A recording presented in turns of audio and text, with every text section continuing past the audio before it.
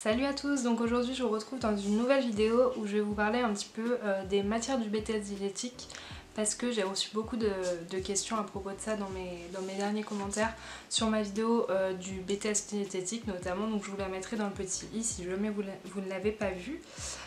Donc aujourd'hui je reviens avec une vidéo sur ça. J'espère que ça va vous plaire, donc voilà, je vous laisse avec la suite.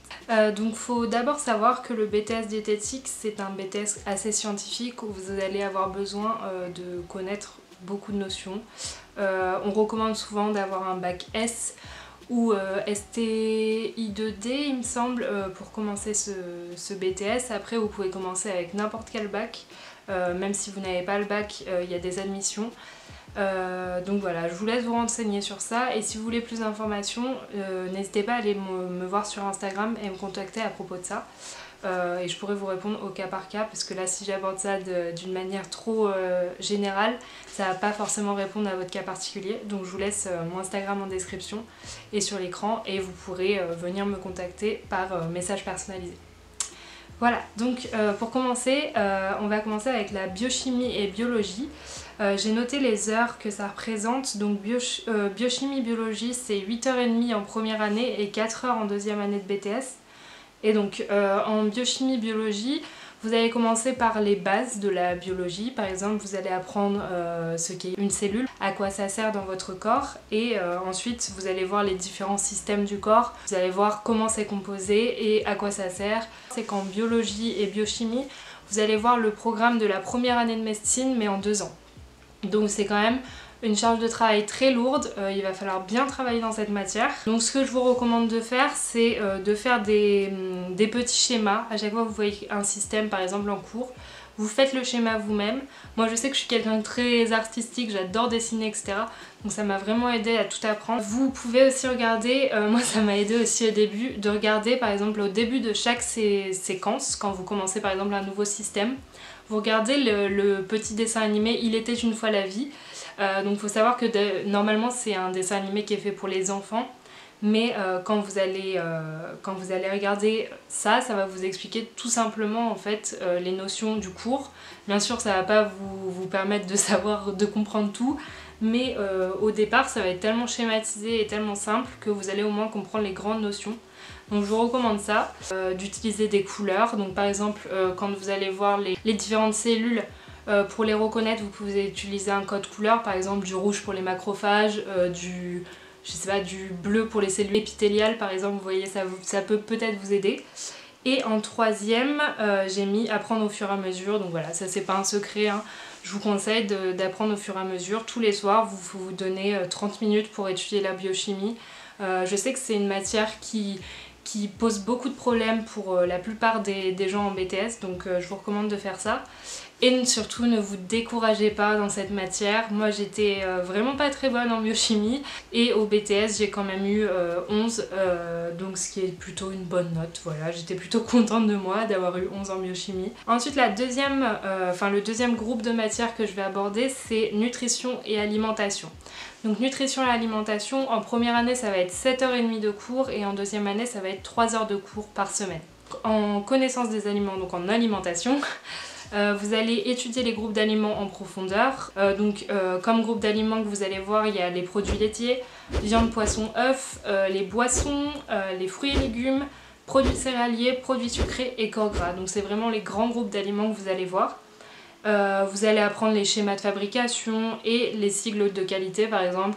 Vous allez apprendre ce qu'est le label rouge pour la viande et vous allez apprendre toutes les certifications qu'il faut avoir pour l'avoir. Et en nutrition, c'est assez différent, vous allez apprendre les besoins de chaque population.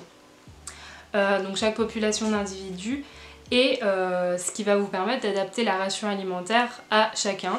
Donc par exemple vous allez voir les personnes âgées, les adultes, les enfants, les nourrissons, tous ces groupes de personnes, vous allez apprendre tous leurs besoins vitaminiques, tous leurs besoins en minéraux, parce qu'il faut savoir que ça change tout au long de notre vie, nos besoins, et voilà, ça reste pas... voilà, je vais pas rester toute ma vie avec un métabolisme de base, je dis ça comme ça, à 1350, Et voilà, 3 petits conseils aussi pour ces matières-là. J'ai mis essayer de décrypter les étiquettes des produits que l'on a chez soi. Moi ça m'a beaucoup aidé au départ parce que vous allez forcément apprendre à lire un étiquetage alimentaire. Et ce que vous pouvez faire, c'est prendre par exemple votre, je sais pas, votre bouteille de jus de fruits et regarder, ah bah ça c'est un édulcorant, ah bah ça c'est du sucre parce qu'il y a ose à la fin, vous voyez, enfin que des petits trucs comme ça et ça va vous aider au fur et à mesure. Et je vous promets que comme ça, moi c'est ce que je faisais et à la fin, enfin voilà, je sais très bien décrypter des étiquettes maintenant grâce à ça. En deuxième conseil, j'ai mis apprendre les besoins des populations au fur et à mesure parce que ça c'est pareil, si vous bachotez avant chaque contrôle, ça ne rentrera pas.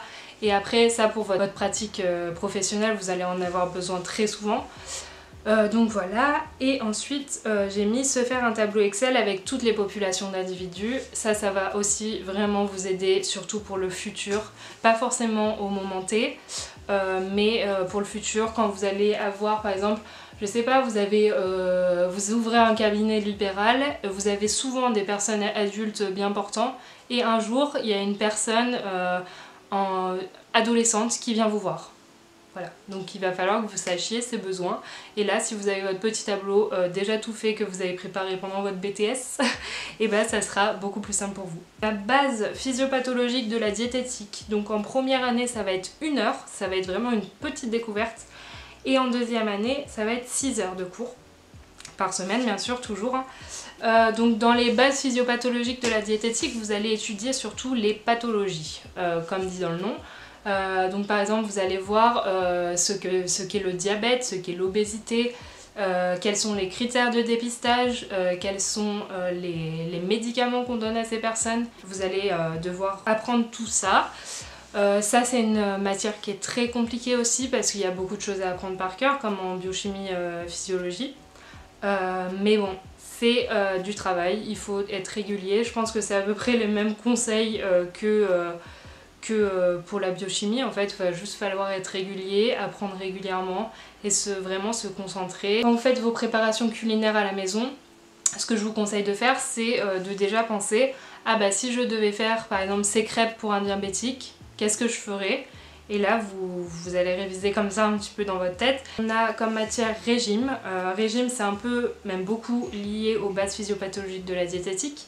Donc régime, vous n'allez pas l'avoir en première année, vous allez avoir juste 7 heures par semaine en deuxième année. Et donc du coup en régime, vous allez apprendre les régimes qui s'appliquent à toutes les pathologies. Plus voir les régimes en profondeur, qu'est-ce qu'on donne comme aliments, quels sont les aliments recommandés, quels sont les aliments qui sont interdits pour ces personnes-là. Ensuite vous allez avoir technique culinaire.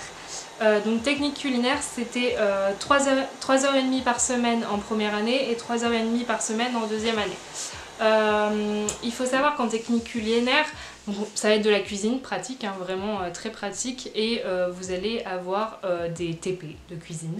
Il va falloir apprendre toute l'hygiène de la cuisine, donc vous allez devoir connaître les règles d'hygiène, les appliquer bien sûr, et mettre en pratique ce que vous allez voir notamment en deuxième année dans les régimes, étant donné que ça va être plus de la cuisine thérapeutique. Pour ça, je vous conseille de refaire les recettes que vous voyez la semaine, le week-end, de vous entraîner. Par exemple, quand vous allez faire les choux, c'est pas forcément quelque chose de simple. Moi je sais que les choux, je les ai fait au moins 7 ou 8 fois avant de passer l'examen. Dernière matière, vous allez avoir économie-gestion. Donc économie-gestion, ça va être 6 heures par semaine en première année et 5 heures par semaine en deuxième année. Donc économie-gestion, comme je l'ai dit dans ma vidéo sur le BTS, ça va être une matière où vous allez voir comment gérer votre business. Voilà. Imaginons vous voulez ouvrir votre cabinet libéral. Il va falloir que vous sachiez comment on crée une entreprise, que vous sachiez comment on gère les comptes au début parce que vous ne pourrez pas forcément vous payer un comptable. Voilà, vous allez apprendre tout ça. Vous allez apprendre aussi comment gérer une entreprise mais aussi dans le fond, c'est-à-dire par exemple vous avez une entreprise et il y a du harcèlement au sein de votre entreprise, il faut prendre des mesures, vous allez apprendre ça. Vous allez apprendre beaucoup de droits, voilà, enfin que des petits trucs comme ça, mais qui vous serviront quoi qu'il arrive au fur et à mesure de votre vie. Moi je sais que ça m'a beaucoup aidé étant donné que maintenant que je fais du management, ça m'a carrément aidé parce que si j'avais pas su tout ça, j'aurais été larguée en master. Mais voilà pour ça, c'est une matière où il faut s'accrocher aussi.